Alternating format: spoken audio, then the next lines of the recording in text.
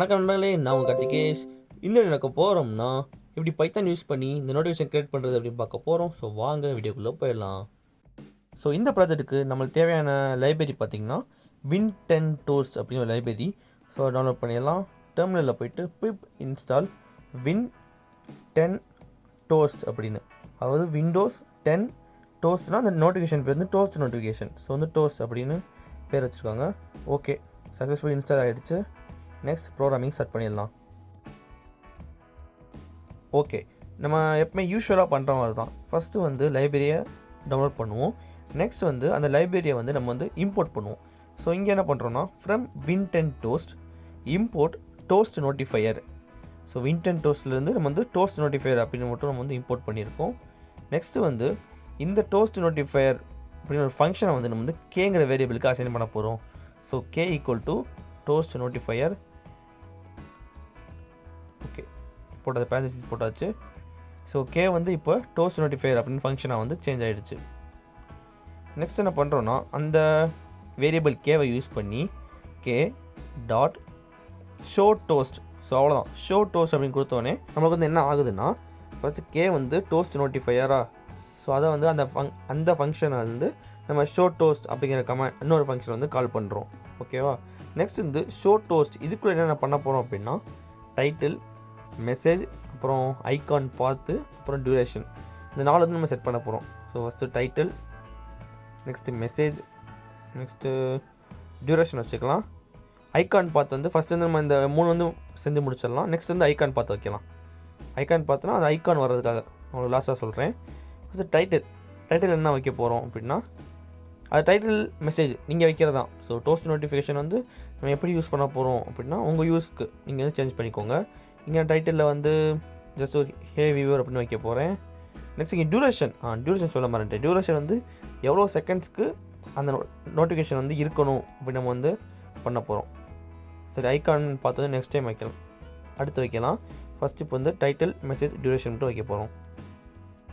So இங்கே டைட்டிலில் வந்து ஹே viewer அப்படின்னு வச்சுக்கலாம். ஓகே, டைட்டில் நீங்கள் என்ன யோசிக்கிறீங்களோ அதை நீங்கள் வச்சுக்கோங்க. ஓகேவா? ஸோ நெக்ஸ்ட்டு வந்து மெசேஜில் வந்து subscribe to this channel. Okay, இப்படியும் பார்க்குறவங்க பாதி பேர் சப்ஸ்கிரைப் பண்ணியிருக்க மாட்டீங்க. முடிஞ்சால் சப்ஸ்கிரைப் மட்டும் பண்ணிக்கோங்க.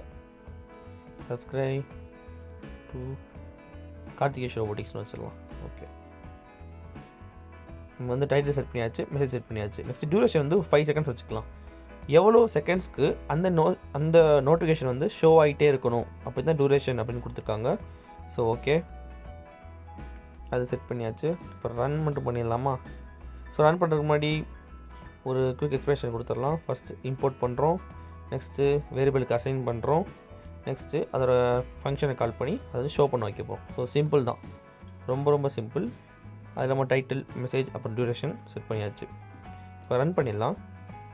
ஸோ இங்கே கீழே பாருங்களேன், நமக்கு என்ன வந்திருக்கு, ஹே வியூவர் சப்ஸ்கிரைப் டு Karthikeshrobotics அப்படின்னு வந்திருக்கு.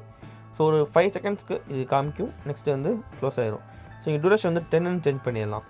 இப்போ பாருங்களேன், 10 செகண்ட்ஸ்க்கு வந்து அந்த நோட்டிஃபிகேஷன் வந்து நம்ம ஷோ ஆகிட்டே இருக்கும். ஸோ நெக்ஸ்ட் இங்கே பைத்தான் பக்கத்தில் நம்மளுக்கு வந்து ஒரு ஐகான் இருக்குது பார்த்தீங்களா, அதை வந்து நம்ம சேஞ்ச் பண்ண போகிறோம். இங்கே வந்து என்ன பண்ணுறோன்னா ஐகான் பாத் அப்படின்னு ஒரு இதை கீவேர்டு கொடுத்துட்டு இங்கே என்ன பண்ணுறோம் அப்படின்னா நம்மளுக்கு வந்து ஒரு ஐகான் தேவை.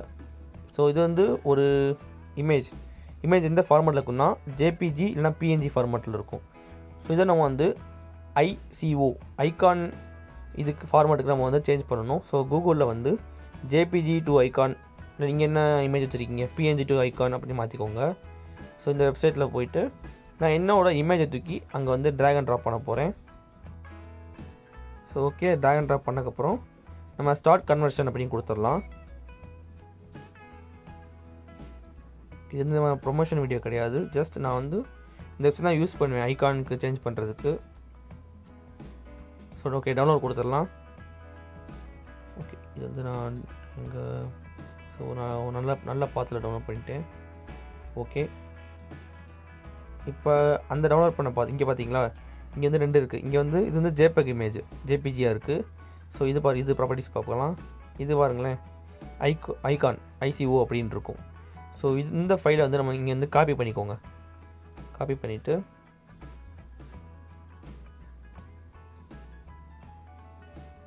எக்ஸ்ப்ளோரர் ஓப்பன் பண்ணிக்கோங்க. உங்களோட ப்ராஜெக்ட் டைரக்டரி பாத் ஓப்பன் பண்ணிவிட்டு அங்கே போய் பேஸ்ட் பண்ணிடுங்க. So okay. நெக்ஸ்ட்டு சேவ் பண்ண ஐக்கானை வந்து நம்ம இங்கேருந்து கால் பண்ணணும். ஸோ இங்கே ஐக்கான் பாத்தில் வந்து என்ன பண்ணலாம்னா அந்த ஐக்கான் பேர் அப்புறம் அதோட எக்ஸ்டென்ஷன்னா .ico அந்த ஐக்கான் அப்படிங்கிற எக்ஸ்டென்ஷனை கொடுத்துக்கோங்க. ஸோ இங்கே பாருங்களேன், நம்மளுக்கு வந்து என்னோடய இமேஜ், அதாவது அந்த ஐக்கான் வந்து நமக்கு டிஸ்பிளே ஆகுது நோட்டிஃபிகேஷனில். ஸோ இந்த ப்ராஜெக்ட் அவ்வளோதான்.